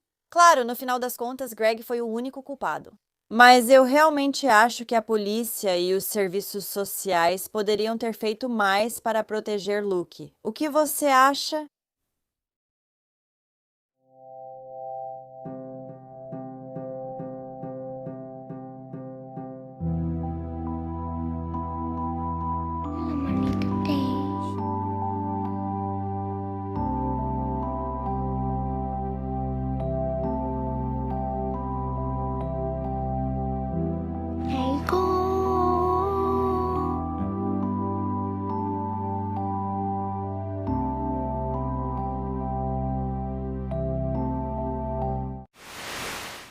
Emergência, qual é a sua localização?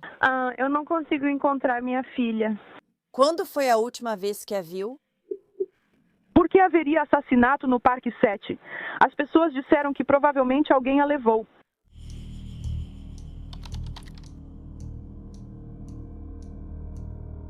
Dulce Maria Alavés nasceu em Nova Jersey em 25 de abril de 2014, filha de sua mãe, Noema Alavés Pérez, e de seu pai, Edgar Pérez.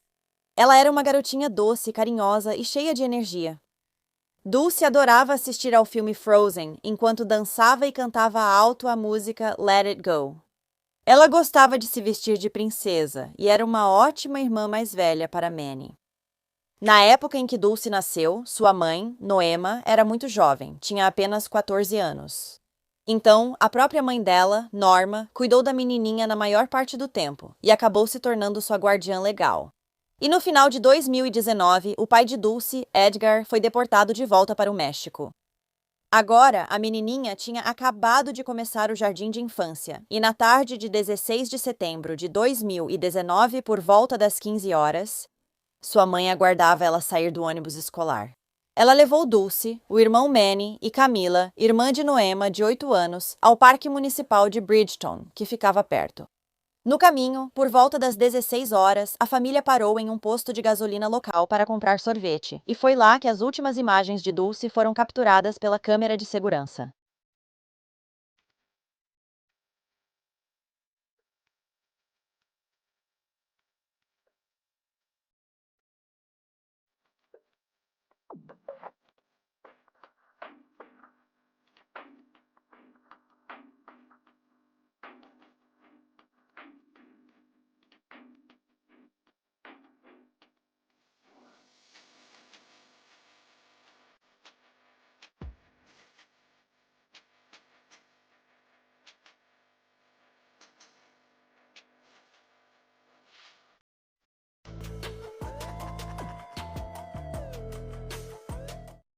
Eles foram de carro por 3 minutos até o parque, que também tem parquinho.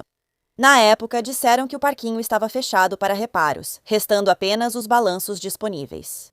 Embora Noema tenha dito mais tarde em uma entrevista que Dulce estava brincando nos escorregadores, quando chegaram, a mãe estacionou o carro no estacionamento que ficava perto das quadras de basquete. Dulce e seu irmãozinho de 3 anos, Manny, correram do veículo em direção aos balanços, que estavam a cerca de 30 metros. Geralmente, a mãe de Dulce, grávida de 5 meses, levava o cachorro ao parque e o acompanhava pelo parquinho enquanto observava as crianças. Mas dessa vez, não fez isso. Ela permaneceu no carro com sua irmã de 8 anos, que fazia o dever de casa, e juntas rasparam um bilhete de loteria. Então, naquele dia, Noema havia prometido a Dulce que iriam ao parque, já que o tempo estava tão agradável. Mas, pouco antes, ela na verdade tinha mudado de ideia porque estava se sentindo um pouco preguiçosa. No entanto, isso não era algo que Dulce queria ouvir, e ela começou a dar trabalho para sua mãe. No final, Noema aceitou ir ao parque, mas ficou no carro porque estava muito cansada. De acordo com a mãe, ela conseguia ver o parquinho de onde estava sentada no veículo, mas os balanços para onde seu filho e sua filha correram ficavam encobertos por uma colina. Foi relatado que por volta das 16h20, Manny voltou correndo para o veículo e sua irmã não estava com ele. No entanto, Noema disse que percebeu que não ouvia nem via seus filhos há algum tempo. Então, ela pediu para sua irmã sair do carro e procurá-los. Quando Camila voltou para o veículo, ela estava em pânico e trouxe Manny com ela, que estava chorando. O sorvete dele estava no chão, e quando perguntaram onde Dulce estava, ele apenas apontou para um galpão de utilidades próximo. Após Noema ir procurar sua filha lá, ela não a encontrou em nenhum lugar. Ela ligou para o irmão, que morava perto, pedindo que ele fosse ao parque com o cachorro para ajudar a procurar sua filha. Noema perguntou a pessoas jogando basquete na quadra se tinham visto Dulce. Uma pessoa disse para ela que tinha visto a menininha correndo em direção ao prédio e que também havia um homem afro-americano parado por perto. Outra criança disse ter visto um homem hispânico com 2 crianças pequenas. A questão é que não havia câmeras no parque, então não tinha como saber para onde a menina de 5 anos foi. Por volta das 17h, cerca de 40 minutos após notar o sumiço de Dulce, Noema chamou a polícia e repassou as informações obtidas na quadra de basquete. Eu não consigo encontrar minha filha. Ok, quando você a viu pela última vez? Nós fomos ao parque às 7. As pessoas disseram que provavelmente alguém a levou. Ok. Quantos anos ela tem? 5 anos. Certo, e em qual parque você está? Aqui no Parque Berkshire. Onde exatamente no Parque Nebrixon você está? Aquele com a quadra de basquete, onde fica o colégio. Então você está nas quadras de basquete atrás do colégio? Sim. Ok. E o que ela disse na semana passada? Ela estava vestindo... Me dá um segundo. Você ainda pode tocar a cabine na música? Eu não lembro que roupa ela estava vestindo, mas ela estava... Eu só lembro da calça. Ela estava usando uma calça florida e uns saltos brancos. Oi, senhora. Fique firme. Vou tentar mostrar ela à polícia, tudo bem? Ela tem 5 anos, certo? Sim. Tudo bem. Olá, senhora. Olá, tudo bem? Você viu para que direção seu filho foi? Não, estávamos no carro. Ela desceu com meu filho e correram para o parque. Eu e minha assistente descemos depois, mas ao chegarmos no parque ela não estava. Disseram que meu filho só chorava porque alguém jogou seu sorvete no chão e minha filha saiu correndo. Você não viu mais ninguém por lá com quem ela poderia ter ido? Não, que eu saiba não. Porque a gente simplesmente não sabe. Tem outras pessoas aqui que disseram que viram ela correndo por umas casas lá atrás. E eles disseram que viram 2 pessoas, viram 2 homens. Viram um cara negro e um homem mexicano com 2 acampamentos. Quem está dizendo que viu eles? Mas tem pessoas aqui na quadra de basquete que disseram que viram ela. Disseram que viram ela indo. Eles estão dizendo que tem pessoas lá na quadra de basquete que viram ela correndo por algumas casas com 2 homens negros. Ela é hispânica de pele clara. Qual a cor da blusa que ela está usando? Eu não me lembro. Tudo bem. Porque ela está sempre com roupa de basquete? Você está na quadra de basquete? Sim, estou bem aqui agora. Confirmado, ela disse que está na quadra de basquete. E você está com seu filho ou seu filho... Não. Estou com meu filho. Disseram que ele estava chorando quando encontrou ela. Ele estava lá parado, chorando. Ok, ele estava parado chorando. Então você disse que os homens negros pegaram o sorvete dele? Não, eles jogaram no chão. Eles tiveram que fazer isso no chão? Jogaram o sorvete dele no chão e depois saíram com sua filha. Provavelmente porque não vi. Quando entramos, procuramos por ela em todos os lugares. Ela contou que o filho e a filha estavam na quadra de basquete quando 2 homens negros pegaram o sorvete do filho, jogaram no chão e saíram com a filha dela.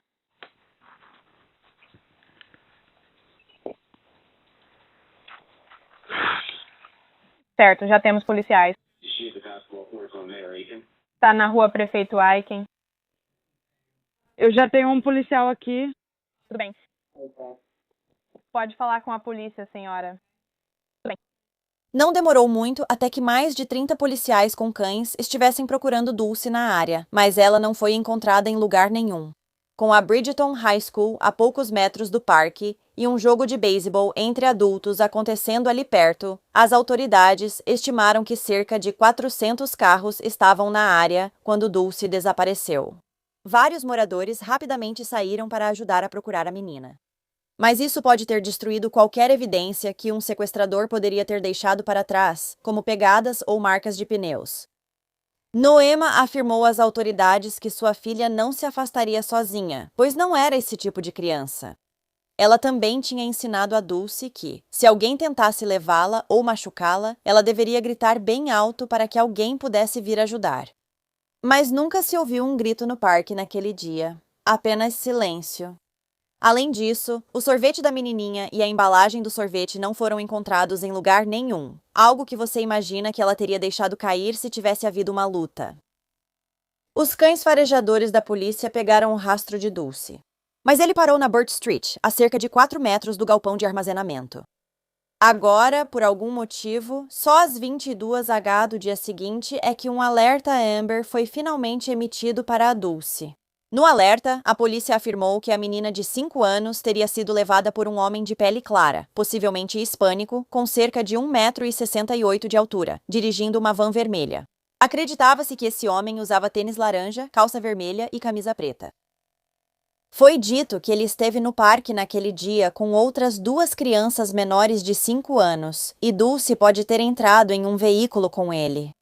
Não demorou muito para que a mãe da menina, Noema, começasse a enfrentar críticas sérias por não ter vigiado melhor seus filhos enquanto estavam no parque. Muitos passaram a culpá-la pelo ocorrido e também questionaram por que demorou para acionar os serviços de emergência.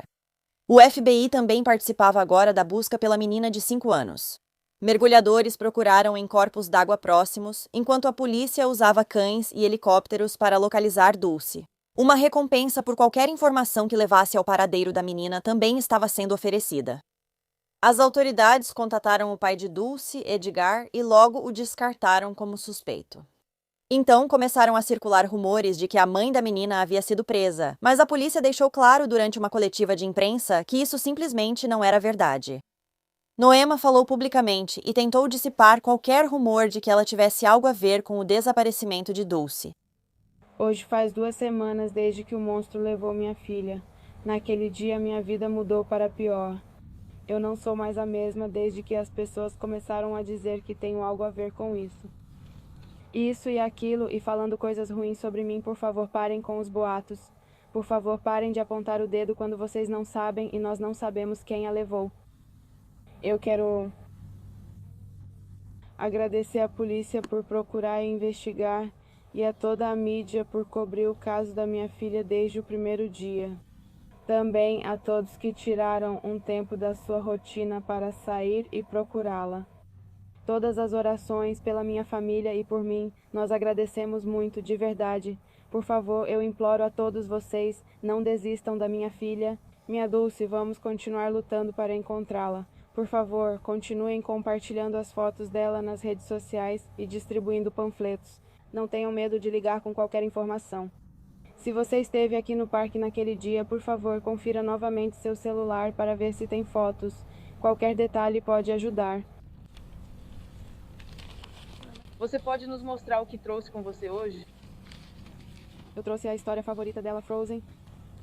Ela adora brincar de Frozen e sempre cantava. Ela sempre me pedia para colocar a música de Frozen e ela sempre ouvia. Ela só precisa se vestir, coloca a roupa e já acha que é a Elsa de Frozen. Para a Elsa? Sim. Como você está? Preocupada com a minha filha. O fato de que hoje faz 2 semanas você pode compartilhar conosco se refletiu sobre o que poderia ter feito diferente naquela tarde de segunda-feira? Como? Você teria feito algo diferente naquele dia?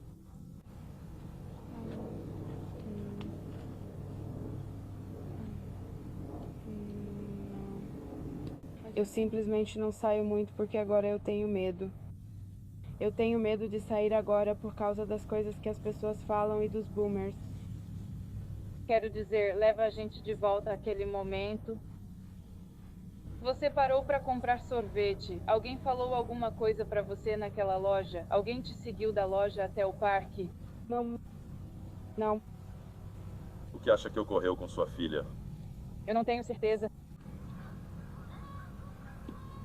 Você já foi incomodado? Seus filhos já foram incomodados?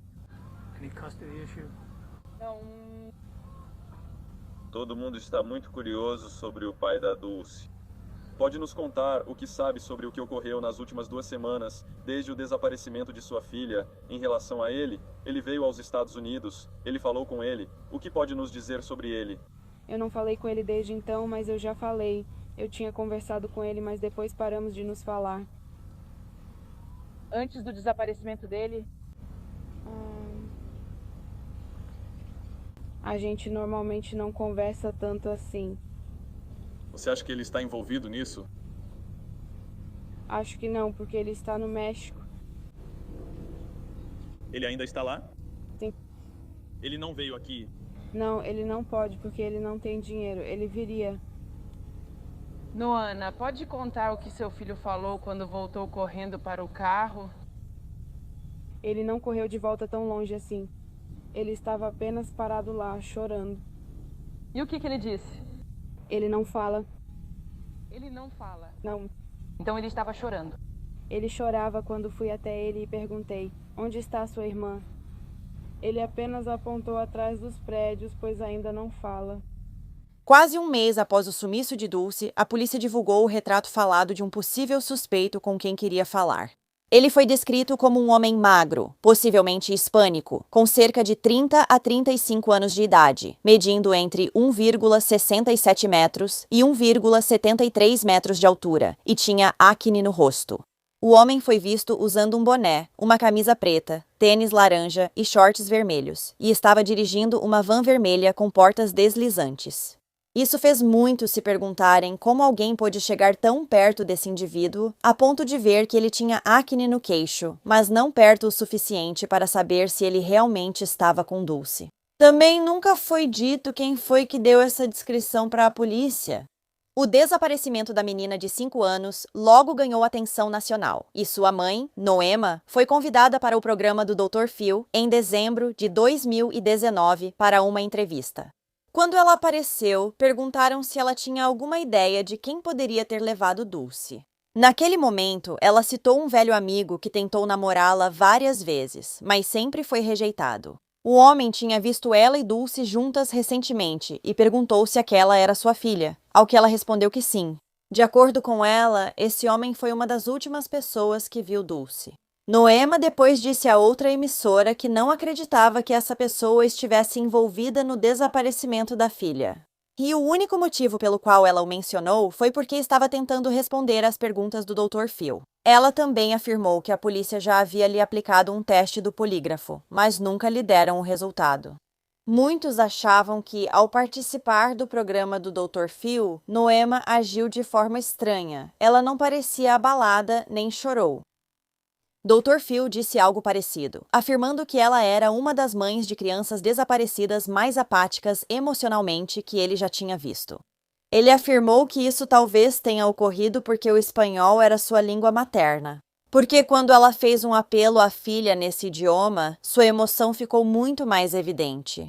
Uma mulher chamada Jackie Rodrigues, que anteriormente havia sido porta-voz da família, falou sobre Noema no programa. Ela disse que conhecia a mãe há anos e só a tinha visto chorar uma vez. Era normal para ela não chorar. Mas Jack também disse que Noema parecia calma demais, como se soubesse onde a filha estava e soubesse que ela estava bem. Jack, que agora administra uma página no Facebook sobre o caso de Dulce, afirmou que Noema tinha um namorado na época em que Dulce desapareceu, o pai de seus 2 filhos mais novos. E, de acordo com ela, ele foi preso na semana seguinte ao desaparecimento da menina, acusado de abusar de uma menor, embora isso não tivesse relação com Dulce. Também foi dito que ele possuía uma van vermelha. Outra coisa estranha é que a avó de Dulce, Norma, que disse que a menina normalmente adorava a escola, contou que naquela manhã ela chorou dizendo que não queria ir. Por fim, sua avó a subornou com pizza, dizendo que poderiam comer no final do dia, mas ela achou isso muito estranho porque Dulce sempre queria ir para a escola. A busca por Dulce continuou por anos sem resultados. Então, em 2022, algumas cartas enigmáticas começaram a aparecer em Ohio. Havia um cartão postal que tinha sido enviado para um cassino e pista de corrida perto de Austin, Ohio. E dizia: procure por Dulce Alaves, 5 anos, sequestrada, Bridgetown, Nova Jersey. Veja o site para fotos da história. Dr. Phil, parada de caminhões 76, rua sem saída, entrada da floresta. Por favor, procure. Mais 2 cartas foram enviadas para uma biblioteca e uma sorveteria na região. As 3 eram manuscritas e o cartão postal exibia um CEP do México. No entanto, as autoridades disseram que não acreditam que ela realmente veio do México, mas sim que a pessoa que escreveu apenas colocou isso lá. A área indicada no cartão postal já havia sido vasculhada pelos policiais, mas eles não encontraram evidências sobre o paradeiro de Dulce. Uma das cartas, a que foi enviada para a biblioteca, era bastante difícil de ler, mas continha palavras-chave como Alasca, fronteira do México, 1776 Guerra Civil, cidade da Nova Inglaterra, lar de crianças e orfanato. Todas essas cartas pareciam ter sido escritas pela mesma pessoa, mas acabaram sendo descartadas como nada além de uma farsa. Muitas pessoas acham que o pai da Dulce, Edgar, pode ter tido algo a ver com o desaparecimento dela, especialmente porque ele está no México e muitas dicas que as autoridades receberam vieram do México. Também tem o fato de que a garotinha não gritou quando foi levada, o que provavelmente significa que ela foi levada por alguém que ela conhecia. Quando Dulce ia fazer 7 anos, seu pai, Edgar, postou um vídeo desejando feliz aniversário e negando o envolvimento no desaparecimento dela. Isso levou a polícia a contatá-lo novamente, mas nada aconteceu depois. Olá pessoal, meu nome é Edgar Pérez. Em suas próprias palavras, o pai de Dulce Maria Alavés deixa uma mensagem no 7º aniversário de sua filha. Estou muito triste e magoado, já faz quase 2 anos. Segundo a polícia, a mãe relatou que achou o irmão de Dulce, de 3 anos, chorando e não encontrou a filha. Eu não sei, mas mesmo assim minha filhinha está bem. Pérez, que foi deportado no final de 2018 e não pôde ver sua filha nos meses que antecederam o desaparecimento dela, afirmou para quem questionava seu relacionamento com Dulce Maria que ele cuidava dela desde que ela era bebê. Mas eu mudei para a noite e teríamos que fazer isso por ela. E negando as alegações de que ele está com ela ou sabe onde ela está. Para quem pensa que peguei minha garotinha, estão enganados. Tenho a história da minha filha. Foi como a outra, eu não vou me lembrar. Acha que ele se envolveu no desaparecimento dela? Para ser sincera, eu não sei, porque eu não os vi. Eu não falei com ele. Tem alguém de quem você suspeita? Para ser sincera, não. Noema continua convencida de que sua filha não desapareceu para sempre. E ela disse, no meu coração de mãe, eu acredito que um dia vou vê-la de novo. Segundo ela, tem vivido um pesadelo e por mais que tente, não consegue acordar dele. Noema afirmou, toda noite quando vou dormir eu penso, Deus, por favor, não deixe que tudo isso seja real. Mas acordo no dia seguinte e é real. E tem sido assim para mim, de novo e de novo, todos os dias desde o dia em que Dulce desapareceu. Várias vigílias à luz de velas foram realizadas para Dulce Alavés, que até hoje ainda não foi encontrada. Desde seu desaparecimento, a família celebra aniversários e natais de Dulce no parque da cidade de Bridgeton, reunindo-se em volta da árvore de Dulce. Se você tiver qualquer informação sobre o paradeiro de Dulce, por favor, entre em contato com o FBI ou com o Departamento de Polícia de Bridgeton pelo número 856-451-0033. Bem, obrigada por ouvir a história da Dulce hoje. Eu acho que alguém que ela conhecia teve que tê-la levado no parque naquele dia. Não havia sinais de luta e ninguém ouviu um grito. Eu também sinto que existe a possibilidade de que a mãe dela saiba mais do que está dizendo. Como disse a antiga porta-voz da família, Jackie, ela parecia calma demais durante toda a situação. Mas o que você acha? De qualquer forma, espero que Dulce esteja por aí em algum lugar, segura e ainda viva. Se você gosta de crimes reais e quer me ouvir contar esses casos, inscreva-se no canal e ative as notificações para saber sempre que eu postar novos vídeos, ao menos 3 vezes por semana. Obrigada por assistir ao Mundo Cruel de hoje. Até a próxima. Se cuidem. Tchau. Obrigada aos apoiadores de A Wicked World. Agora tem ainda mais conteúdo do Mundo Cruel no Patreon. Então, confira em patreon.com/awickedworld ou use o aplicativo do Patreon. Você terá acesso a vídeos exclusivos todo mês e muito mais. Qualquer apoio realmente ajuda a garantir que as vítimas nunca sejam esquecidas e a destacar as falhas da sociedade associadas a cada caso. Você tem uma sugestão de história que gostaria que eu abordasse? Se tiver, me envie um e-mail para awickedworldtruecrime@gmail.com.